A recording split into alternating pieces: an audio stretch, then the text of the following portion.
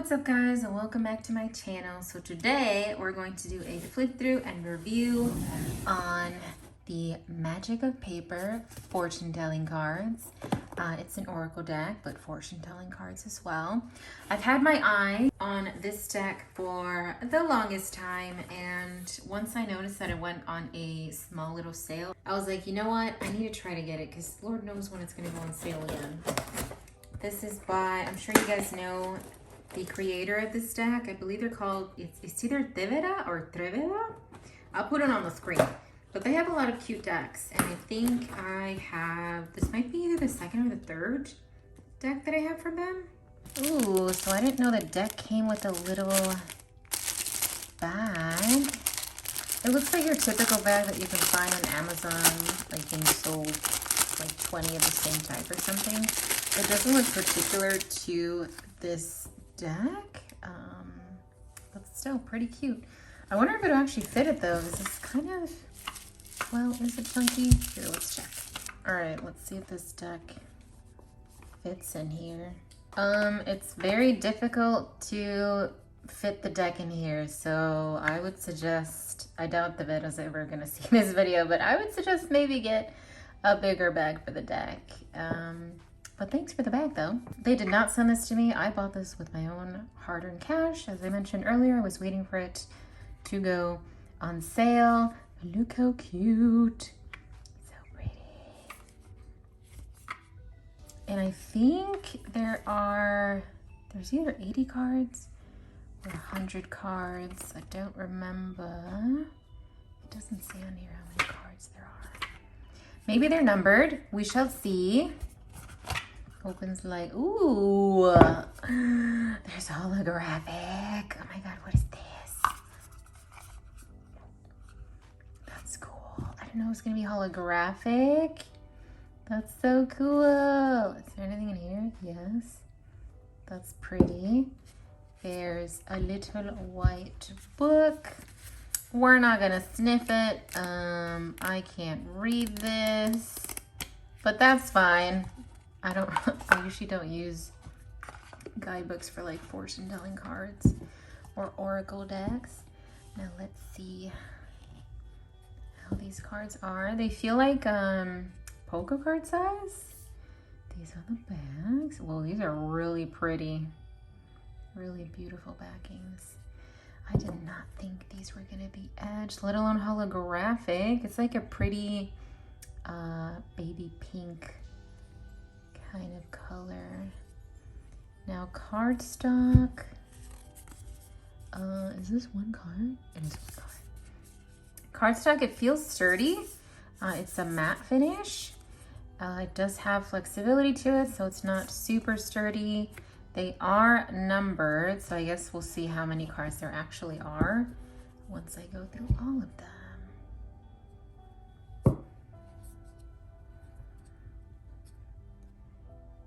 Initiation. Well, plentiful. This is really pretty. Lordship. Some of these look like cutout images. Gambling. Or like how some storybooks look, the ones that pop out. Contemplation. I'm getting storybook vibes. Oh, that's a graveyard.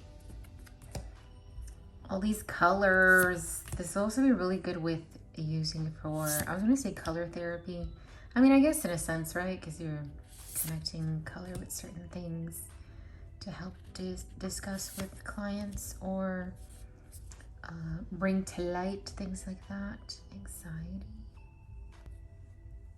Yeah, these look very cut out like, which makes sense because it's called the Magic of Paper.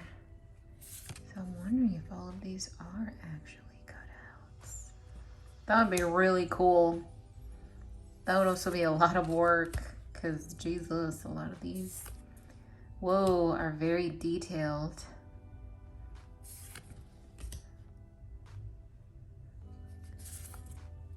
Ooh, colorful. Now I'm wondering how this is gonna read. Oh, this is pretty. Jackpot. All the stuff that's in there. Circulating the mouse. What was I gonna say? Oh, I'm excited to use this with my Tarot with the Dead readings too, because I feel like this would be really good. Oh, this is pretty.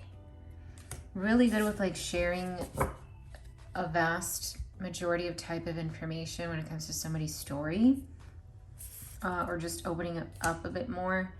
Also because there's so much cards in here and so much different imagery, it'll help show what I'm trying to connect. Like it'll help connect the dots, I guess, visually for those watching. Homeless. And then I think it'd be really cool just seeing the different types of colors that come out when I use this in a reading. Like if there's more colors specifically popping out than others, that can have a significant meaning in the reading. Oh, these blues. Things like that. So I'm excited to use the deck. Also just studying with it, you know, just trying to figure out what I like to do with the deck, or how I can connect with the deck. Pain, giving me 3 of Swords vibes. Recharge.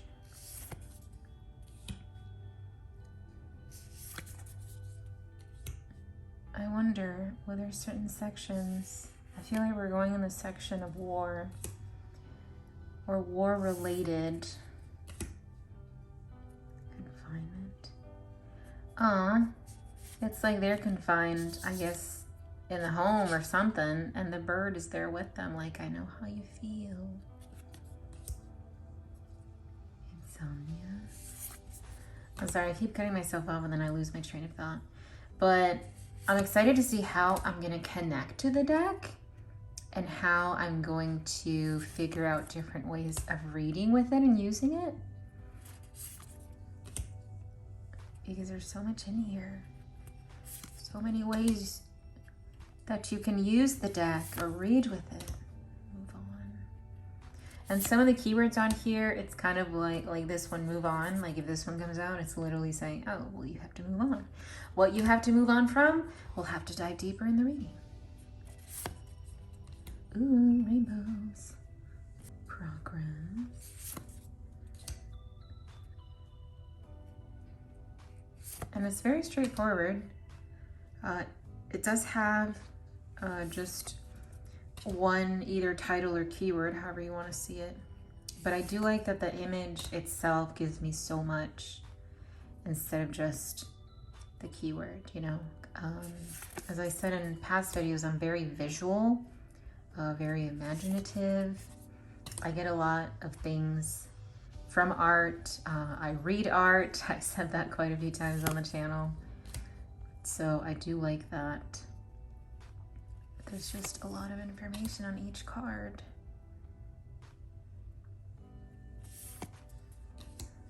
Instead of just using the keyword. Can you imagine if that's all we use to read is just keywords and not the actual artwork of a card? That'd be kind of boring. Because then at that point, like, why get decks if you're just reading the words? You might as well just use a book. What is that called? Bibliomancy, I think it is. But I feel like the art is a very huge, if not the main part that makes a deck, is the artwork. Sharpness. See, like here, sharpness, obviously a knife can be sharp, right? But then why is all of this here?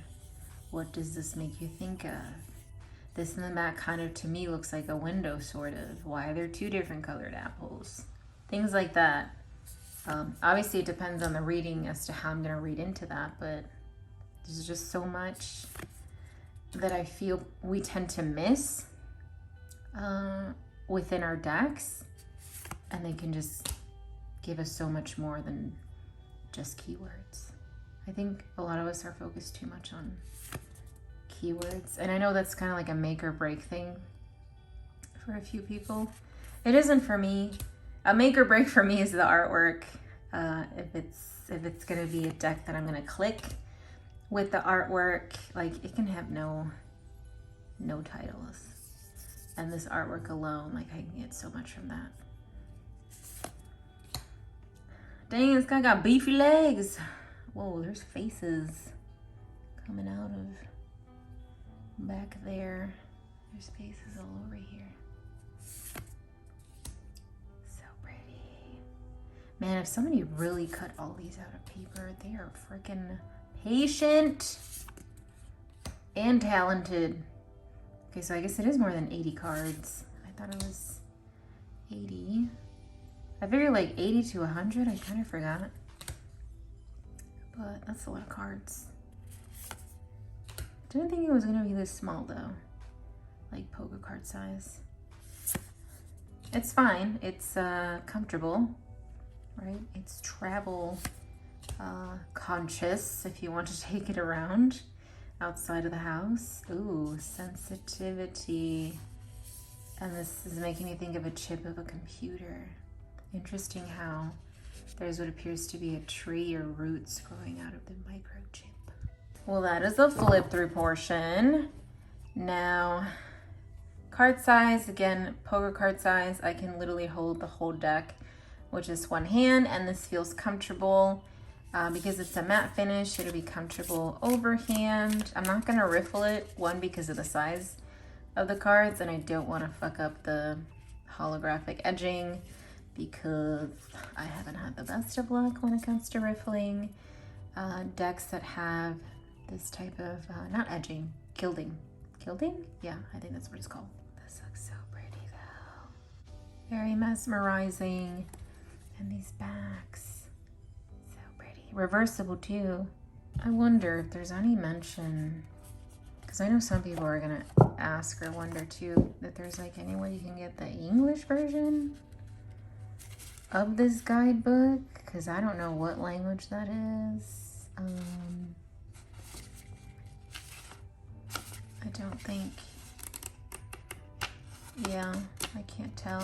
I mean, there's QR codes.